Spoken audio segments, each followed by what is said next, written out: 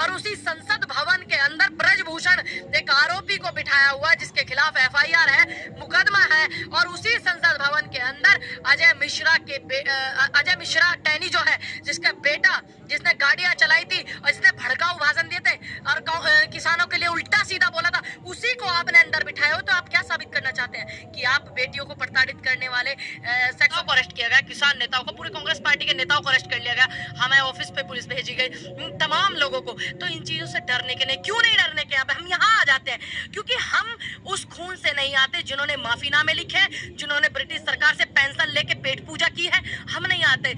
ये धरती, इस देश का एक एक व्यक्ति जो है वो उस धरती से आता है जो भगत सिंह की धरती है, 23 साल की उम्र पे फांसी पे झूले, मंगल पांडे की धरती है ये शहीद आजम भगत सिंह, सुभाष नेहरू, पटेल।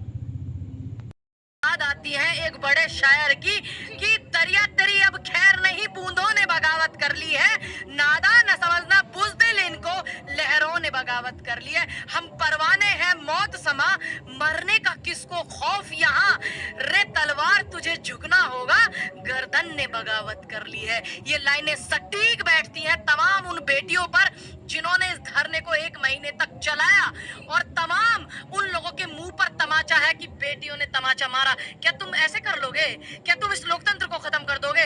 क्या तुम संविधान को डुबा दोगे? अब ये तस्वीर इस देश में सिर्फ विनेश फोगाट और साक्षी मलिक की नहीं रह गई, इस देश में तमाम बेटियों की और तमाम उन खिलाड़ियों की जिन्होंने ओलंपिक में मेडल दिलाए हैं और जो आने वाले 24 के लिए ओलंपिक की तैयारियां कर गए हैं, और उन्होंने दुपट्टा बांधा और हमने ऊपर से टी शर्ट पहनी। तो हमें अच्छे से पता है कि ये दायरे में नहीं करते। क्यों इस देश में बेटियों का इतना अपमान होता? आज देश में मेडल लाने वाली बेटी देख लो, आप 6 साल की बेटी देख लो। अभी मुकदमे पर मैं आ जाऊं, बात इन बेटियों के लिए, ये बेटियां मेडल लेकर के आई तो तुमने बहुत चर्चे पर्चे किए कि विनेश तू तो मेरे परिवार की बेटी है। आज परिवार की बेटी पर पुलिस जुल्म कर रही थी और आप करवा रहे थे, प्रधान सेवक जुल्म करवा रहे थे अपनी पुलिस सेवक से, प्रधान सेवक जुल्म करवा रहे थे, और आप भी जीते नए उद्घाटन में संसद के। क्यों? चंद दूरी पर थी बेटियां, आप 2 कदम उन बेटियों के साथ, तिरंगे के साथ चलते। आपको अपमान महसूस होता है भारत के तिरंगे के साथ चलना, आपको गलत महसूस होता है बेटियों के साथ चलना। तो फिर जब बेटियां मेडल लेकर के आती है, तुम मीडिया में ऑडियो कॉल पे बात करोगे, उसका भी वीडियो बनवाओगे कि ये देखो हमने बात की है, हमने खुशी से उनको शुभकामनाएं दी। आज कहाँ गए? आज देश के प्रधान सेवक कहाँ हैं? क्यों बिजी हैं वो? सिर्फ पूरा मीडिया का फोकस उनको चाहिए, इसलिए नई संसद भवन पे उन्होंने महामहिम राष्ट्रपति जी को नहीं बुलाया। ठीक, अगर उनको बुलाते तो मीडिया का पूरा बदल सकते थे। क्यों ये नहीं बदल सकते थे? ये बदलते। संसद भवन किसके लिए बना है? संसद भवन किसके लिए? सांसद किसके है? प्रधानमंत्री राष्ट्रपति किसके लिए है? देश के लिए, जनता के लिए, जनता के लिए। राष्ट्रपति का कद भी जनहित के आगे छोटा होता है। तो आप बदलते ना अपना दिन, आप आगे करते। आपको ये सोचना चाहिए, आपका दो देश के फायदे होते, 2 फायदे होते अगर ये लोग दिन बदलते। एक तो देश की बेटियों का सम्मान के साथ में जो तिरंगा वो था मार्च, वो निकल जाता, और उधर राष्ट्रपति महामहिम उस दिन बिजी थी, जो इनका कहना है। हालांकि वो बिजी नहीं थी, एसटी एससी विरोधी, महिला विरोधी है। इन्होंने जानबूझ करके नहीं बुलाया ताकि पूरा मीडिया इनके ऊपर फोकस करे, सिर्फ इसलिए नहीं बुलाया। ये सबको पता है, कोई पागल नहीं बैठा हुआ। तो ये 2 चीजें बदल जाती ना। आप एक दिन बेटियों से मिलते, तिरंगे के साथ चलते, क्या आपको अपमान महसूस होता है? देश के तिरंगे के साथ चलना क्या देश के प्रधान सेवक को अपमान लगता है? कार्यकाल में उन्होंने कोई अपनी जमीन बेच करके नहीं दी है, तमाम वो जनता का और देश का ही पैसा है।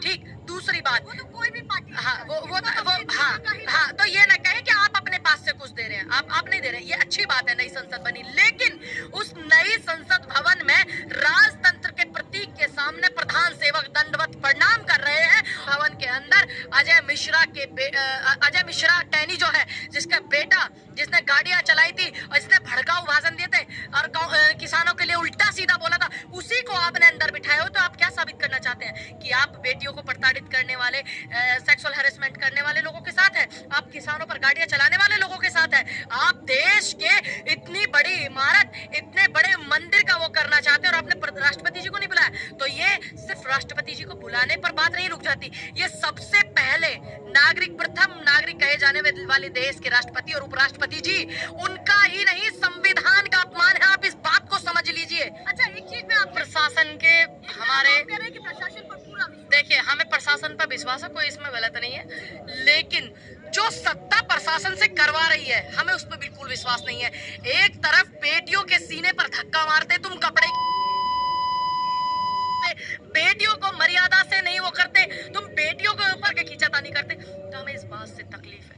आप जान लीजिए कि हम कितना विश्वास करें, कितना जो बेटी देश का सम्मान बढ़ाती है क्या वो अपना अपमान करा सकती है?